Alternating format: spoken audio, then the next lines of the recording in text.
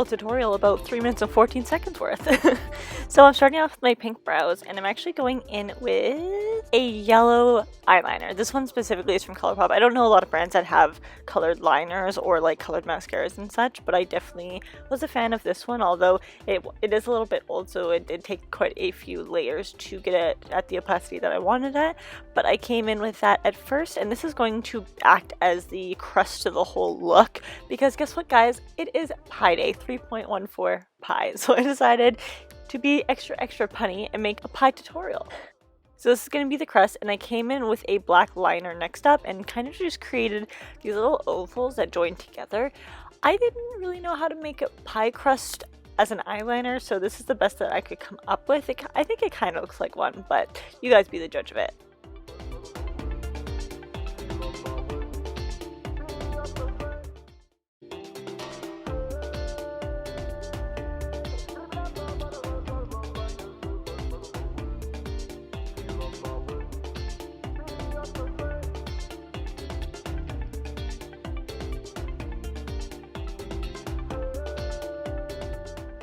Next up, let's get prime, prim, and proper. As per usual, I'm going to be priming the area both to help keep the makeup there longer and also make it a little bit easier to take off, especially when we're using pigments rather than any other kind of eyeshadows, etc., because pigments tend to stain a little bit, and I did not want this to stain my face, even though it probably stained my eyebrows. I'm still currently wearing it. So using a red eyeshadow, and I'm going to be putting a little bit of that at a time and then dispersing it out with a large fluffy brush, and then coming in with a green liquid lipstick. This is from Jeffree Star. You can definitely use body paint in place of this, and then I just added the little leaves on top of there as well.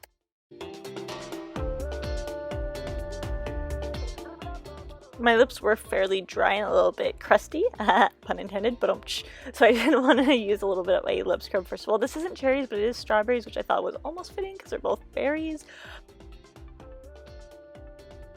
Quickly adding on a wig and then going in with a mascara really quick. And then my lipstick is actually the same one, if you guys can tell, that I used on my eyebrows, which was very fitting once again. A little bit of a cherry color. Definitely did consider leaving this as a matte, but I wanted to come in with a gloss over top of it because any picture I've ever seen of cherries or any kind of colors that look like cherries are usually generally on the wet side, whether that be after fresh rain or in a cocktail. So I wanted to add a little bit of a shine. This gloss specifically actually adds a little bit of pink as well, so it's a little bit more opaque. And we're done. I hope you guys enjoyed this video, and I'll see you in my next one. Bye guys!